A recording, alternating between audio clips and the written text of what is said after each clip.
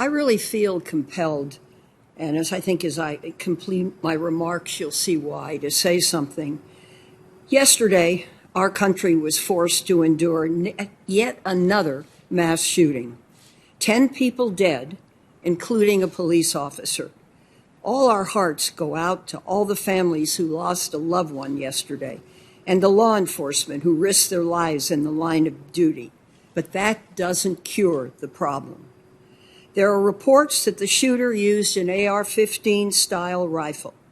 Sadly, I've watched as assault weapons have become the weapon of choice in mass shootings.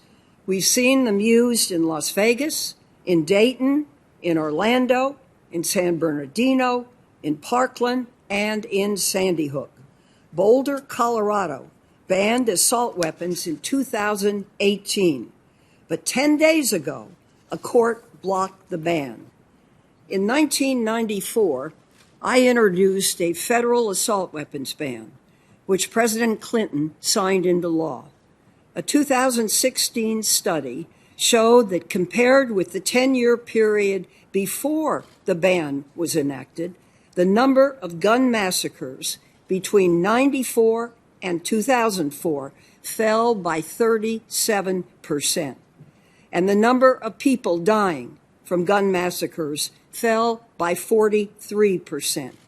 Unfortunately, the ban expired in 2004, and in the 10 years after, there was a 183% increase in massacres and a 239% increase in massacre deaths. During the campaign, President Biden pledged his support for legislation to ban the manufacture and sale of assault weapons and high-capacity magazines. Why do you believe we so often see assault weapons used in mass shootings? What do you think we should do about it? There's been a spike in gun sales during the pandemic. The New York Times reports that approximately 2 million guns, 2 million, were purchased in March of 2020, the second highest month ever. Similarly, Politico has reported, and I quote, in March 2019 and February 2020, the NICS system blocked about 9,500 and 9,700 respectively.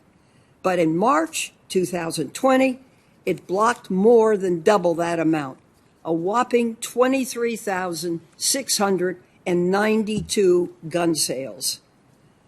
I am so concerned that the rise in gun sales and the increased pressure being put on the background check system. I'm also concerned about the number of people who have guns but would not have passed a complete FBI investigation. So the question is, what are we going to do about it? These things are not going to stop, members. They're just not. I sat here for a quarter of a century listening. They don't stop. And if you give people the ability to easily purchase a weapon that can be devastating to large numbers of people, some of them will use that under stress or for whatever reason, I don't know. But this doesn't make sense. Mr. Chairman, I really hope we can do something about it. I have 35 co-sponsors on a renewed assault weapons ban that's in this committee, and I would hope we could hold a hearing and perhaps consider that legislation.